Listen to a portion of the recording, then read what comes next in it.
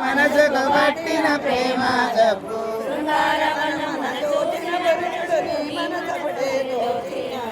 ఆరడుగుల అందమైన వాడు నిన్నే చూడగా వచ్చినాడు.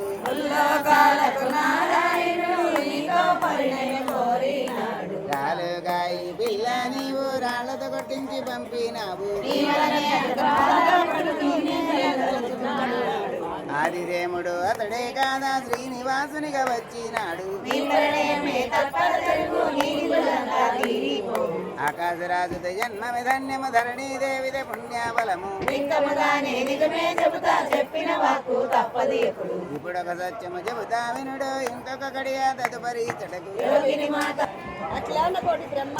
పెట్టమ్మ పర్వాలా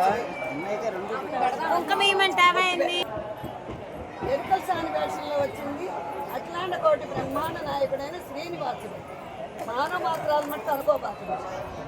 మీ పద్మావతిని మరలా చూడాలి, మీ పద్మావతిని పరిణయం ఆడాలి, ఆకాశరాజు ధరణీదేవి దంపతులు పెళ్లికి ఒప్పించాలనే ఉద్దేశంతో ఎరుకల సాని వేషంలో వచ్చి చోది చెప్పి మిమ్మల్ని ఒప్పించడానికి వచ్చారు.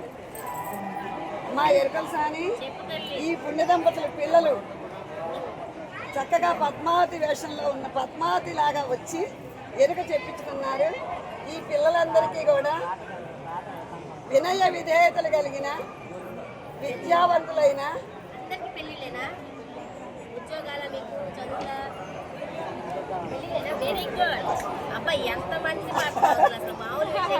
మరి మీ అనుగ్రహం అమ్మా అందరికీ పెట్టేసే మా గౌరమ్మ.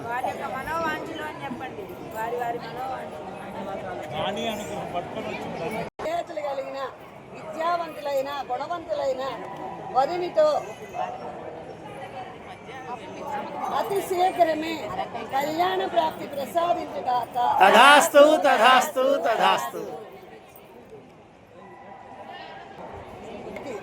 ఈ గానామృతంలో పాల్గొన్న వారందరికీ, చూస్తూ ఉన్నవారికి, చేస్తూ ఉన్నవారికి, వింటూ ఉన్నవారికి ఇలాంటి కార్యక్రమాలు చేసుకోండి అని ప్రోత్సహించి చెప్పిన వారందరికీ స్వామివారి ఎల్లవేళలా కాచి రక్షించి కంటికి రెప్పవే శుభాశీస్సుల్ని మంగళాశాసనములందరికీ అందజేయుగాక.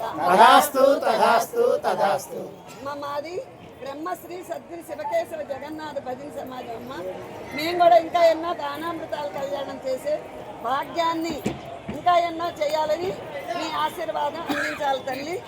సుఖ సంతోషాలతో సమాజం వారందరూ కూడా ఇంకా ఎన్నో గానామృత కళ్యాణాలు జరిపించుకొనుగాక.